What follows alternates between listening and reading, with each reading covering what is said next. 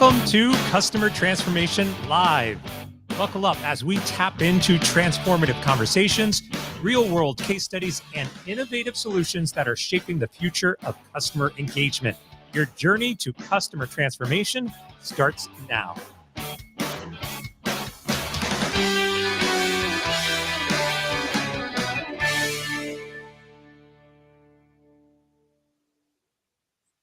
Okay, here we are.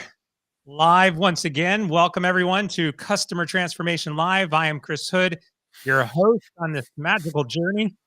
And today joining me is Noah. Noah, why don't you introduce yourself? Yeah, thanks for having me here, Chris. So my name is Noah Healy. I'm a recreational mathematician, and I'm working on upgrading how price discovery works. So I'm trying to get us a working economy. I just watched A Beautiful Mind for like the 10th time yesterday. I'm always fascinated by that movie in terms of, just numbers, mathematicians, and how they've evolved. Uh, I don't want to get into how much of that is real versus make believe for the camera, but I do want to start with some of the basics around game theory, mathematics, commodities. Like, where do we start? Can you give us some basic definitions? Absolutely. So that film does try to sort of give you some flavors of game theoretic ideas. And one of the things I like to point out is that game theory is essentially the most flippantly named thing in human history. What game theory is the mathematics of strategy. So it's the mathematics of making decisions in an environment with multiple decision-making agents with their own agendas. So the classic hitting on the girls in the bar scene. Um, Nash is taking into account how the girls will respond to the various strategies the boys might employ. And so they design a strategy that causes the girls to respond the way the boys want them to respond, which is also the way the girls want to respond to that strategy. So the Nash equilibrium, his breakthrough, is that those strategies exist, strategies where what you want to happen is what happens because it's what everybody else wants to happen. And in for certain circumstances, how to find them. There's an amusing story that did not make the film about that. So the those scenes were while he was a student at Princeton. Princeton is also where the Institute of Advanced Studies was, and the godfather of game theory was a guy named John von Neumann, who was one of the big brains at Los Alamos, and and worked on early computing and so on. And when Nash had got some time to present his ideas, he started going into the basics of the Nash equilibrium. And von Neumann dismissed him and said, "Oh yeah, that's just a fixed point result. Do you have anything interesting?" Um, there's a mathematical idea around something called fixed points that allows us to analyze complex dynamic systems, and for wide varieties of those systems, fixed points have to exist. And so the existence of Nash equilibrium, for which John Nash eventually got the Econ Nobel, uh, was something that the creator of the theory regarded as so obvious it wasn't worth mentioning. But the rest of us really needed the help. It's interesting as you're talking, and I think we can get into this a little bit more as we progress. But could we say that there's a mathematical formula? Again, this is all theory, I would guess, or maybe not. Maybe this has been proven. But is there a mathematical equation that we could associate with every strategy in business? Like, Uh, we're talking about consumer behavior, but it could go much deeper in terms of, what market penetrations and how do we think about our customer? How do we look at our employees? Like, look, we are analyzing data at a drastic rate today, now mostly due to technology. But is there a true mathematics behind that?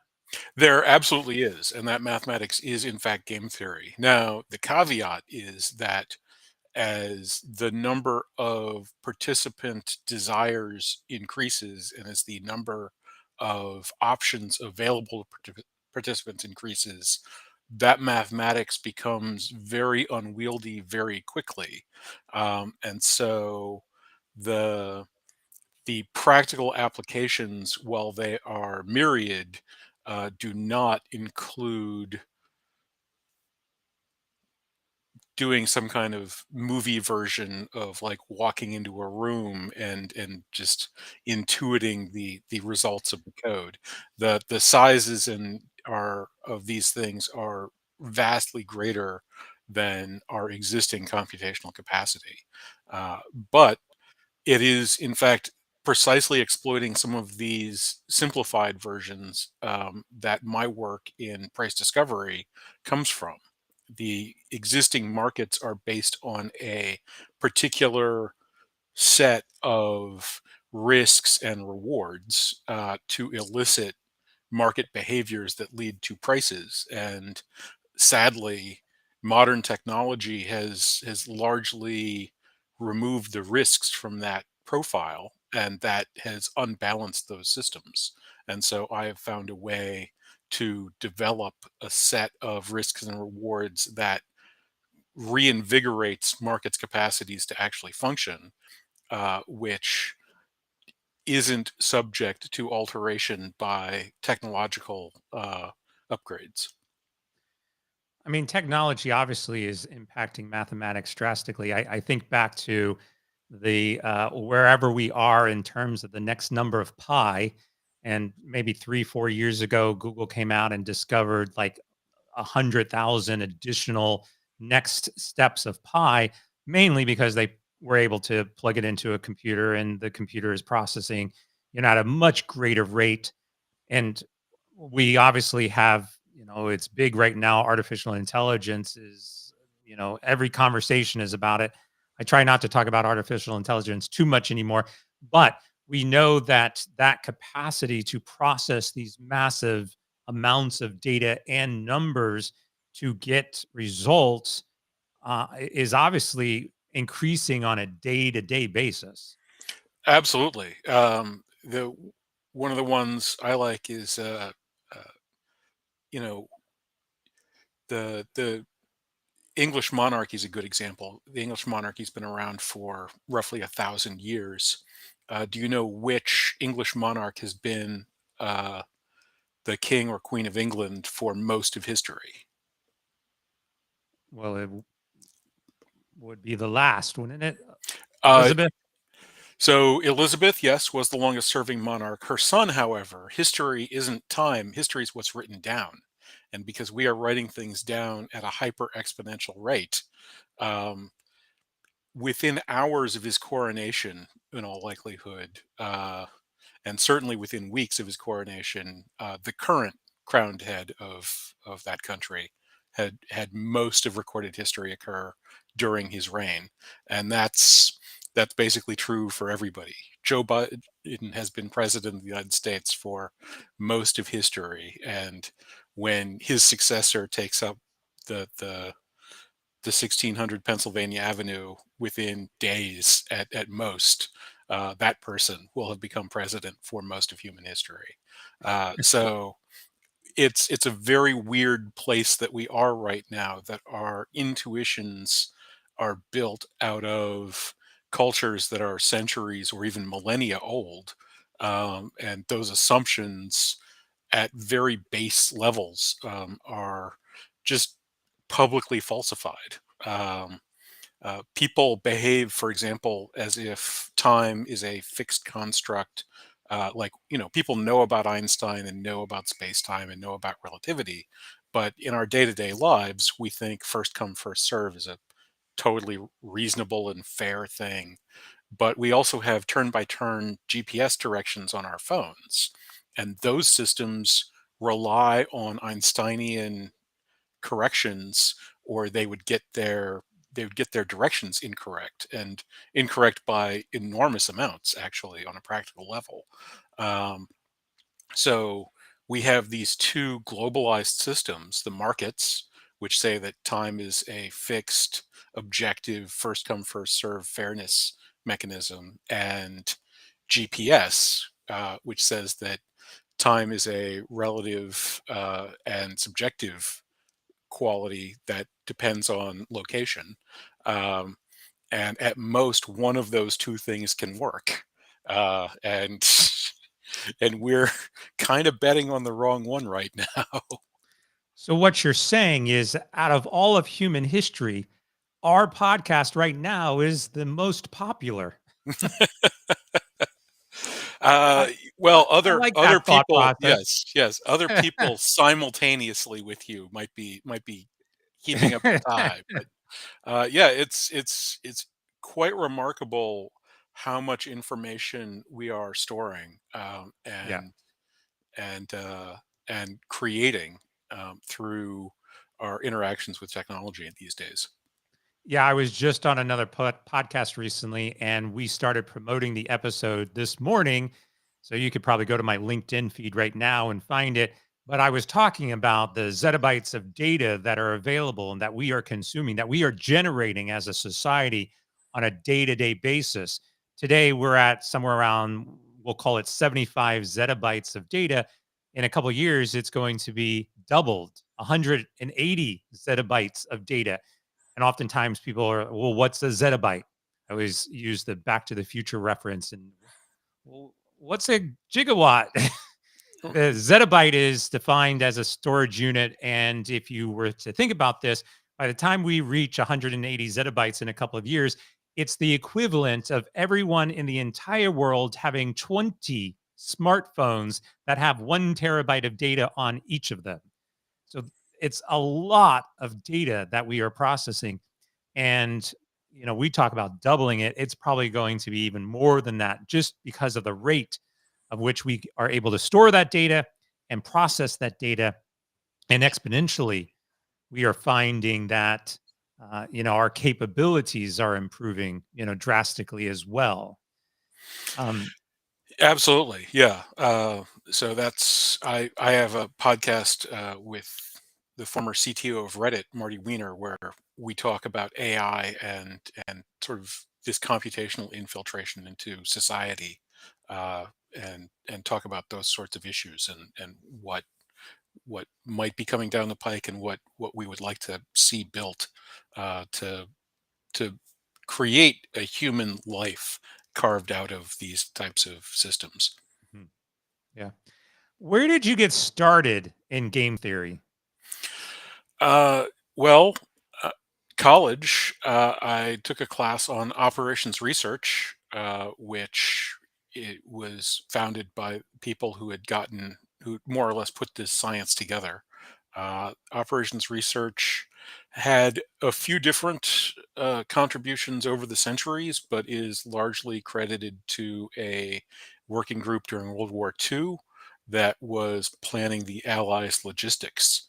Um, and they developed algorithms that made planning and transport problems much more efficient.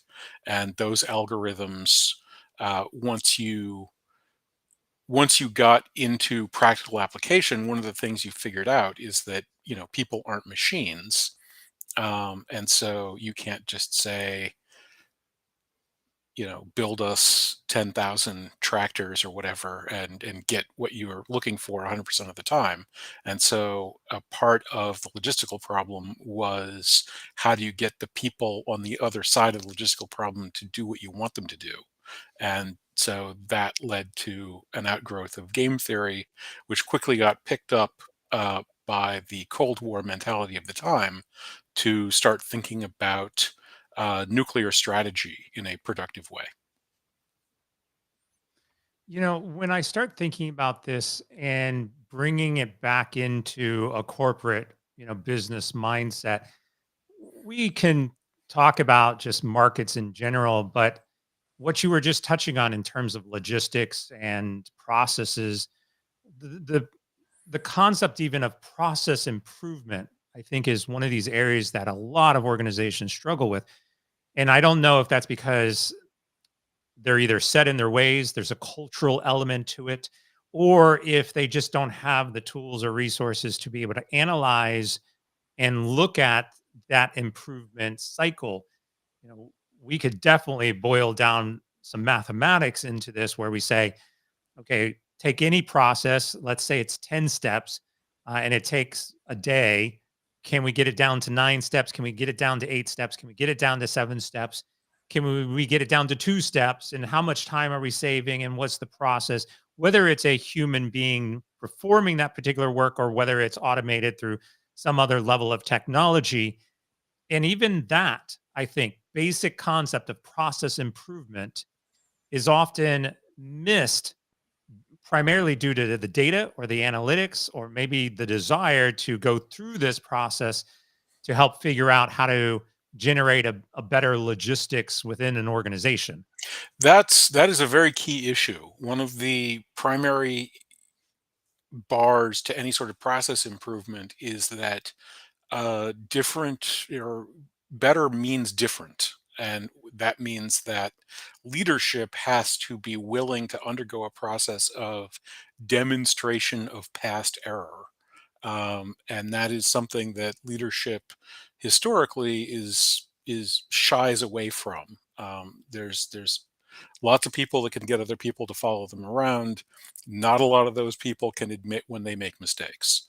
And embarking on a process of seeking out and glorifying those that are correcting your errors is psychologically difficult for leaders. And so that's a real difficulty. Another issue that arises is that the world is a big and complicated and weird place. And so our mathematical formalisms, while they occasionally turn out to be quite exact and incredibly predictive, uh, in general terms, they are usually some rough edges that wind up getting ground off. There's a guy named George Danzig. He's more or less the inspiration for Good Will Hunting. He's the guy that actually did solve an open problem, thinking it was homework, and got it published instead of getting an A. Uh, he was one of the people working at that logistics group that I told you about in World War II. And he has an excellent essay where he says that uh, they found the hemibel, essentially the square root of 10, or in sort of rough terms, a factor of 3, is the difference between theoretical and practical. So if you take a look at a process, draw it up on the whiteboard, do some skull work, do the math, and figure out a way to make it twice as good, that's fine, and that was an interesting pastime. But what we should do is just erase it, take that stuff and toss it in the waste paper basket, because attempting to implement a doubling will wind up chewing up a 3x in the implementation process, and you'll wind up with something that's 50% worse than what you used to have. So you need to be at slightly better than triple just to break even. And if you've got something that's like 5 times better, you're not going to get an 80% reduction. You're going to wind up with probably more of a 40-ish% reduction, or 30-ish% reduction, somewhere in that range. And so that was his sort of basic rule of thumb for those things. So the breakthroughs that you need to make are large, and that makes the psychology of accepting them even more difficult. And both of those things have to come together for change to get implemented. What are the differences between, we'll call it business analysis or business intelligence versus game theory? Because if I'm thinking about a typical scenario at a company is, I want to figure out how my customers are doing. I go and I do a survey and I get back a percentage like 35% feel this way, 50% feel that way, 14% feel this way. Like, those are fairly basic numbers. Do we simply define this as the more complex the mathematics, the more it's aligned with game theory? Not really. So they're actually completely different subjects. Business intelligence is essentially a branch of statistics, which is largely the mathematics of measuring things. And so the core problem of the business intelligence is uh, sort of working out the realities of whatever it is management is asking for, combined with whatever it is that are the actual properties of reality, and coming up with a measurement that takes whatever the actual properties of reality are and translates it into the number or qualities that the business is actually asked for. Um, Game theory takes over at the decision making level. And so game theory could influence that decision maker in terms of how they would use that information, or at a higher level, how you would structure information use. So, if you have functioning business intelligence, one thing you might be able to do is put together a strategic situation using game theoretic principles to use that business intelligence to actually determine your business behaviors. And so it's not managers or customer service agents making decisions. Your system simply changes how it functions.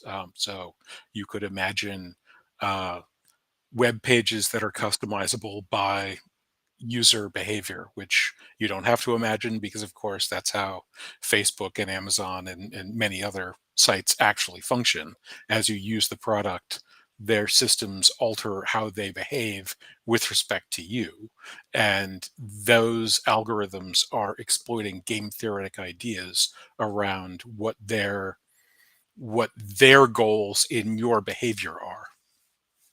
And that's a great example, but let's dive into some more examples. Like if from a consumer customer perspective, I'm interacting with any number of businesses throughout the day, how often might we actually engage with some form of game theory?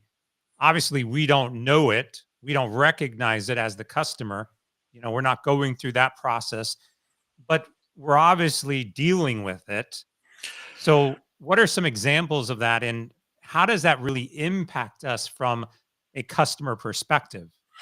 All of the social media sites, all of the primary financial institutions, and at this point, the major political institutions are all functioning more or less precisely like this. So the messaging that you receive from your congressman or your banker, or when you flip through things on TikTok, is all being algorithmically driven at one level or another to try to create an engagement stream that is built around that idea from the hitting on the girl scene in A Beautiful Mind, where they're trying to get your reactions to their behaviors to be the reactions they want you to have, um, rather than necessarily the reactions that you would want to have uh, to more honest kinds of behavior. I think this gets fascinating when we start to think about, and we'll just call it what it is, free will. So I'm a consumer. I log into a service. I'm getting bombarded with some sort of messaging, whether it's advertising, experience, whatever. We hope that that's an experience that is personalized to me that I'm going to enjoy. But in some cases, it's not going to be, and I'm going to reject it. And I think there's this interesting balance where businesses are trying to understand, build those algorithms to target specific demographics, specific use cases, specific preferences. But we as consumers are also becoming, whether that's more annoyed or more weary, or, there's a misalignment between what you might be doing. Clearly, we could I I tend to want to say that there's probably some level of bias into the theory, into those algorithms to generate a specific response to the consumer base that you want at the business. But when that gets rejected, businesses are going to be struggling. And we as consumers, again, are more empowered than ever before. to make rapid decisions to either engage or eject from that website. Absolutely, and that's led to more desperate behaviors by websites. So the sort of pop unders and the when you mouse sideways a little bit, suddenly the page changes into something attempting to entice you to a next step.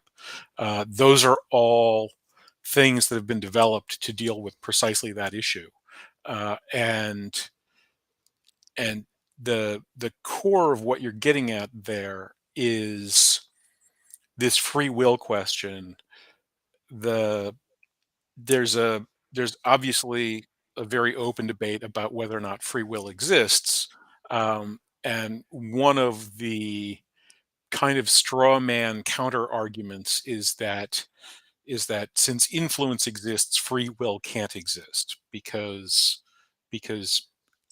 I can drive on both sides of the street, but I never do because driving into oncoming traffic is insane. So I don't really have free will because I'm not driving into oncoming traffic. And this is fairly easy to knock down in one sense that, suicide isn't a sensible behavior for most uh, people. Uh, but for mass groups, um, self-interest winds up being fairly statistically reasonable. People wind up taking low effort uh, uh, paths for low stakes conditions. So if you check a web page, what you'll discover is that for people that read from left to right, top to bottom, whatever's in the top left corner of that web page gets interacted with exponentially more often than everything else on that page. Um, and that's just because they look at it first and they're either interested and they interact, or they're not interested and they leave and they never come back again.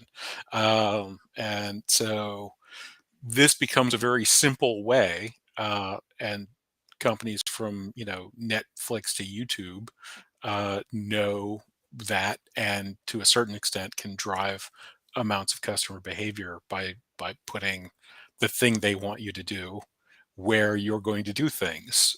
Amazon, that's one of their core business capabilities, um, and so this creates a difficulty, because if you want to assert your own identity as a customer, and you're interacting with these systems that work this way, you have to behave in ways that you find unnatural to yourself.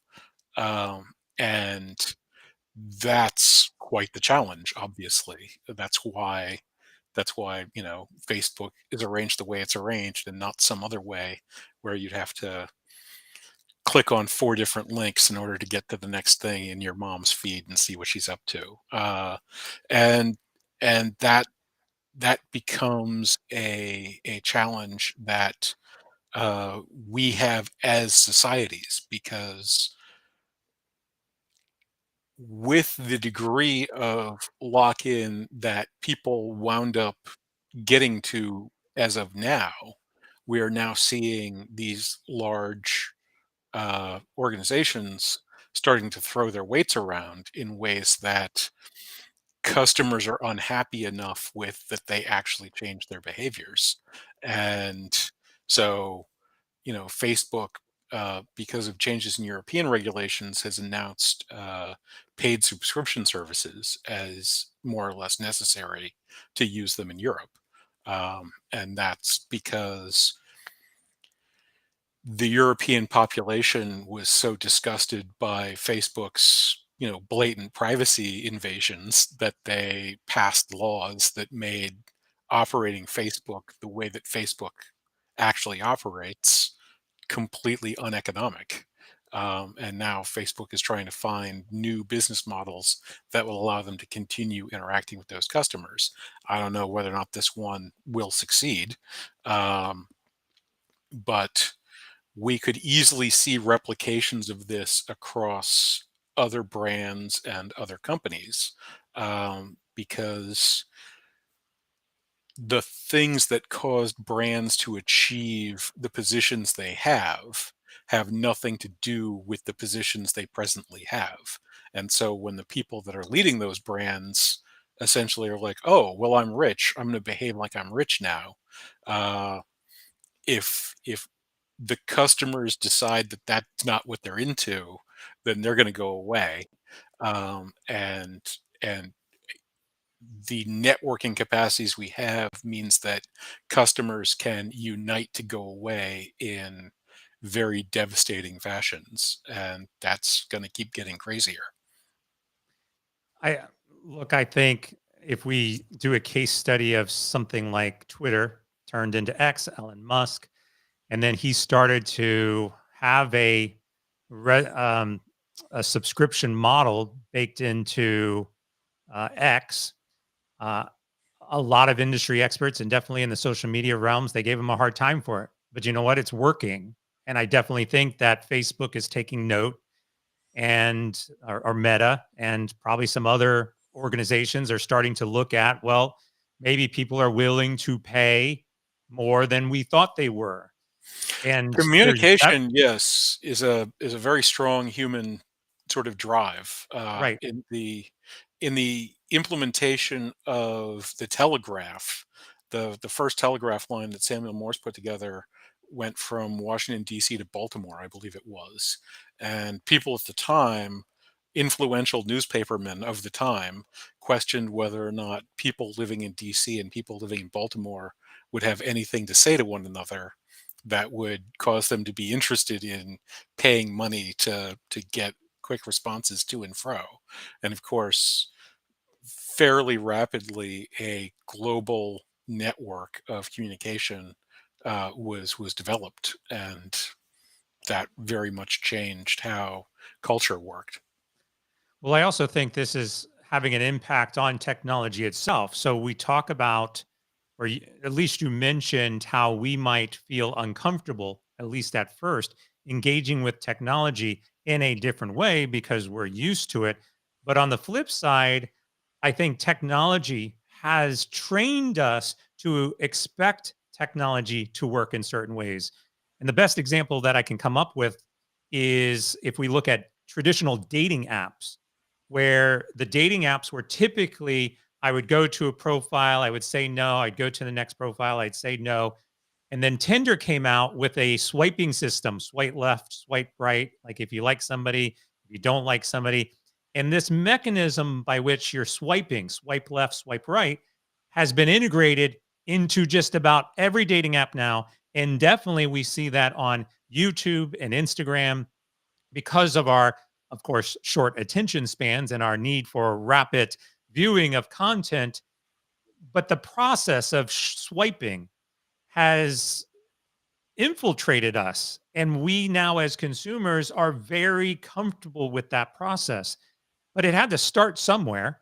And that learning that we've gone through, I think, has changed the way that these organizations now look at how they engage with us. Yeah. The These organizations are largely built around trying to maintain human engagement, and so shortening attention spans, and creating punctuated reward mechanisms. They're basically turning themselves into cash-free casinos in order to glom into as much human attention as possible. Um, that doesn't seem to be, to me, fairly conducive to civil society or economic progress.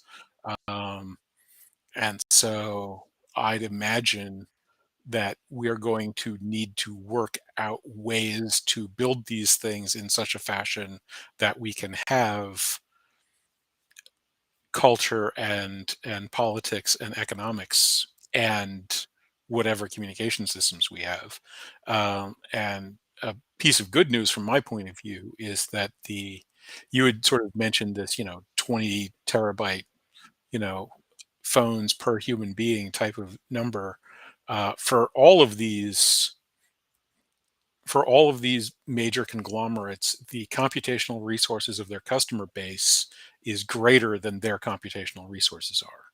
Even at Google, with the enormous capacities of the Google cluster, is essentially dwarfed by the billions of people using either directly or indirectly Google technology with their computers and their phones. Um, Essentially, every computer on Earth that doesn't belong to Google is using Google, and since they don't have more than half of them, that the processing power is there, distributed across the internet. Um, the approaches and values that could stably provide a cultural conduit is an enormously difficult problem, that I would love to engage with people on. I've solved a much simpler problem of how a economic conduit can be built. Um, but these are the challenges that are in front of us, for building societies in the face of this kind of capacity. Yeah. It's a good segue to wrap us up. Why don't you share a little bit about your company and how people can get in touch with you? Absolutely. So Coordisc is an intellectual property company that has a new way to do price discovery, primarily for commodity markets and other similar types of financial marketplaces. Um, in reference to the earlier thing, this algorithm is roughly 300,000 times more efficient than the existing systems at current scales. So even with that factor of three, there's still plenty of play in there for people to actually gain some serious benefits from the implementation. Um, it's called Coordisc, from Coordinated Discovery Markets, and you can learn more about it on my LinkedIn page, Noah Healy, or I've got a website, Coordisc, coordisc.com. And I do also talk about these things on the podcast, The Fourth Age. Awesome. Actually, I put up a QR code. So if you want to scan that real quick, you'll be able to get right on over into the website. Noah, I appreciate it so much. Thanks for your time and insights. It's been a fabulous conversation. Thanks for having me here, Chris. This was a lot of fun. Great. And for everyone else, we will be back next week on Wednesday at 10 o'clock a.m. Pacific time for another great conversation on Customer Transformation Live. Thanks, everyone.